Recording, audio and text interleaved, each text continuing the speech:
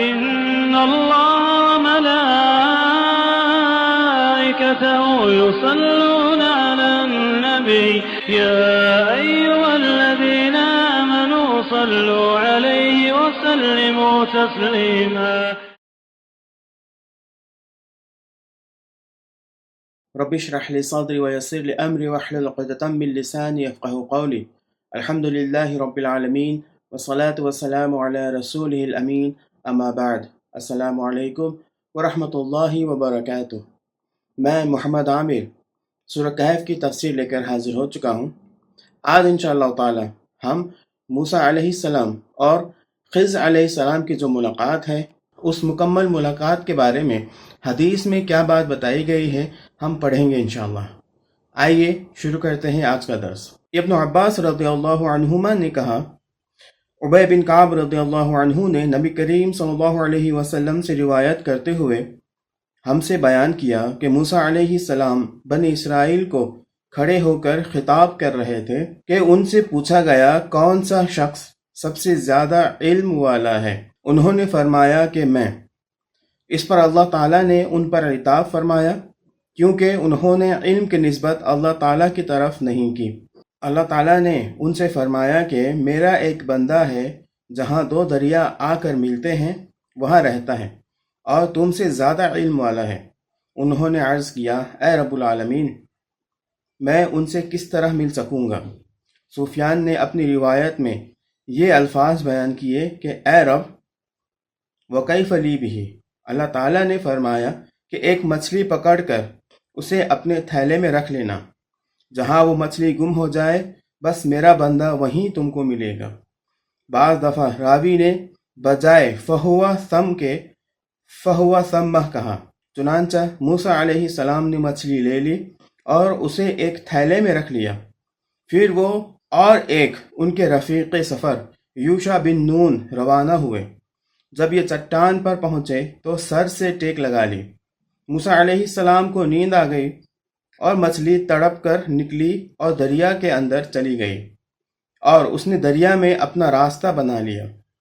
اللہ تعالیٰ نے مچھلی سے پانی کے بہاؤ کو روک دیا اور وہ محراب کی طرح ہو گئی. انہوں نے واضح کیا کہ یوں محراب کی طرح. پھر یہ دونوں اس دن اور رات کے باقی حصے میں چلتے رہے. جب دوسرا دن آیا تو موسیٰ علیہ السلام نے اپنے رفیق سفر سے فرمایا کہ اب ہمارا کھانا لاؤ کیونکہ ہم اپنے سفر میں بہت تھک گئے ہیں. موسیٰ علیہ السلام نے اس وقت تک کوئی تھکان محسوس نہیں کی تھی جب تک وہ اس مقررہ جگہ سے آگے نہ بڑھ گئے جس کا اللہ تعالیٰ نے انہیں حکم دیا تھا.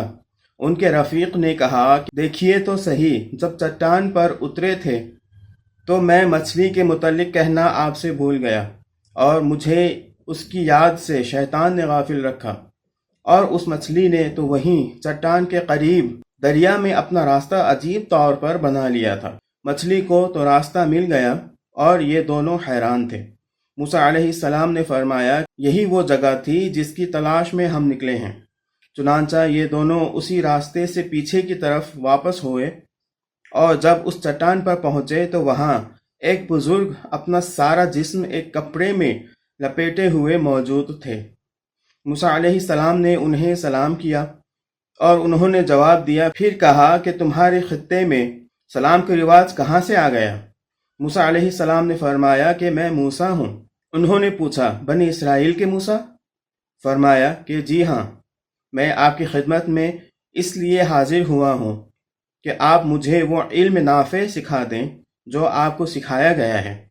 انہوں نے فرمایا اے موسیٰ میرے پاس اللہ کا دیا ہوا ایک علم ہے. اللہ تعالیٰ نے مجھے وہ علم سکھایا ہے اور آپ اس کو نہیں جانتے. اسی طرح آپ کے پاس اللہ کا دیا ہوا ایک علم ہے. اللہ تعالیٰ نے آپ کو سکھایا ہے اور میں اسے نہیں جانتا. موسیٰ علیہ السلام نے کہا کیا میں آپ کے ساتھ رہ سکتا ہوں؟ انہوں نے کہا کہ آپ میرے ساتھ صبر نہیں کر سکیں گے اور واقعی آپ ان کاموں کے بارے میں صبر کر بھی کیسے سکتے ہیں جو آپ کے علم میں نہیں ہیں. آخر موسیٰ اور خضر علیہ السلام دریا کے کنارے کنارے چلے. پھر ان کے قریب سے ایک کشتی گزری. ان حضرات نے کہا کہ انہیں بھی کشتی والے کشتی پر سوار کر لیں. کشتی والوں نے خضر علیہ السلام کو پہچان لیا اور کوئی مزدوری لیے بغیر ان کو سوار کر لیا۔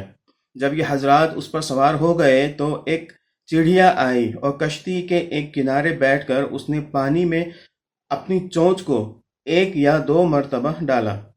خضر علیہ السلام نے فرمایا، اے موسیٰ، میرے اور آپ کے علم کی وجہ سے اللہ کے علم میں اتنی بھی کمی نہیں ہوئی جتنی اس چڑیا کے دریا میں چونچ مارنے سے دریا کے پانی میں کمی ہوئی ہوگی۔ اتنے میں خضر علیہ السلام نے کلہاڑی اٹھائی اور اس کشتی میں سے ایک تختہ نکال لیا۔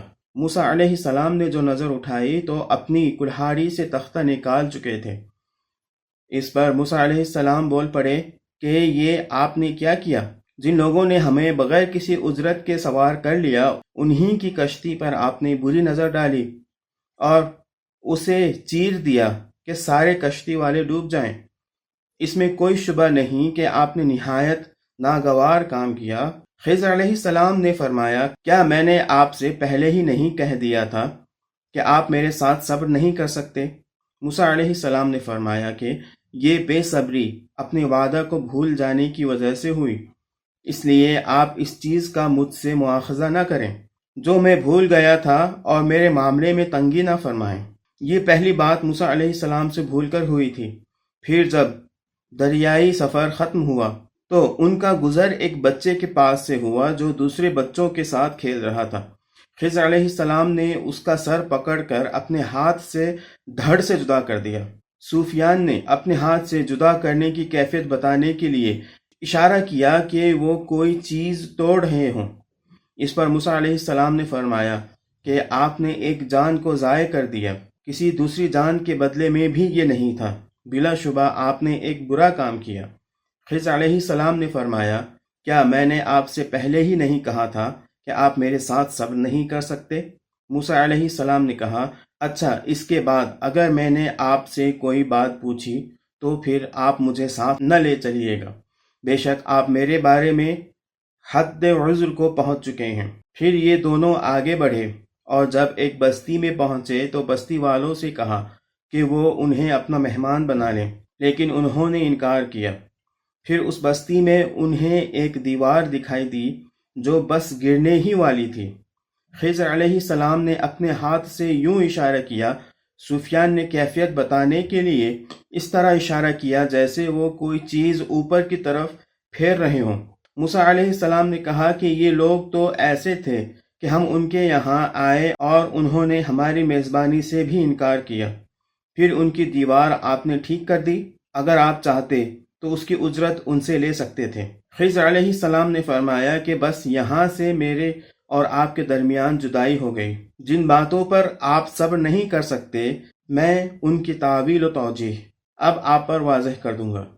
نبی کریم صلی اللہ علیہ وسلم نے فرمایا، ہماری تو خواہش یہ تھی کہ موسیٰ علیہ السلام صبر کرتے اور اللہ تعالیٰ تکوینی واقعات ہمارے لیے بیان کرتے۔ سفیان نے بیان کیا کہ نبی کریم صلی اللہ علیہ وسلم نے فرمایا، اللہ تعالیٰ موسیٰ علیہ السلام پر رحم کرے، اگر انہوں نے صبر کیا ہوتا تو ان کے مزید واقعات ہمیں معلوم ہوتے۔ ابن عباس رضی اللہ عنہما نے پڑھا ہے، وہاں ایک بادشاہ تھا جو ہر اچھی کشتی کو غصب کر رہا تھا، اور وہ بچہ جس کی خضر علیہ السلام نے جان لی تھی کافر تھا اور اس کے والدین مومن تھے۔ پھر مجھ سے سفیان نے بیان کیا کہ میں نے یہ حدیث عمرو بن دینار سے 2 مرتبہ سنی تھی اور انہوں نے سن کر یاد کی تھی۔ سفیان نے کسی سے پوچھا تھا کہ کیا یہ حدیث آپ نے عمرو بن دینار سے سننے سے پہلے ہی کسی دوسرے شخص سے سن کر جس نے عمرو بن دینار سے سنی ہو یاد کی تھی؟ تو سفیان نے کہا کہ دوسرے کسی شخص سے سن کر میں یاد کرتا۔ کیا اس حدیث کو عمرو دینار سے میرے سوا کسی اور نے بھی روایت کیا ہے؟ میں نے ان سے یہ حدیث 2 یا 3 مرتبہ سنی اور انہی سے سن کر یاد کی۔ تو یہ وہ حدیث ہے جس میں اللہ رب العزت نے اللہ کے رسول علیہ السلام کے ذریعے سے ہم تک یہ پیغام پہنچایا کہ موسیٰ علیہ السلام اور خضر علیہ السلام کی جو ملاقات تھی وہ کس وجہ سے ہوئی تھی۔ آج صرف اس حدیث کو آپ لوگوں کے سامنے رکھنا مقصد تھا۔ انشاءاللہ اگلے ہفتے ہم لوگ اس کی گہرائی سے مطالعہ کریں گے اور اس کو سمجھنے کی کوشش کریں گے، اور قرآن کی باقی آیتوں سے بھی ہم اس کو سمجھنے کے لیے مدد حاصل کریں گے۔ وآخر دعوانا ان الحمد للہ رب العالمین۔ السلام علیکم ورحمۃ اللہ وبرکاتہ۔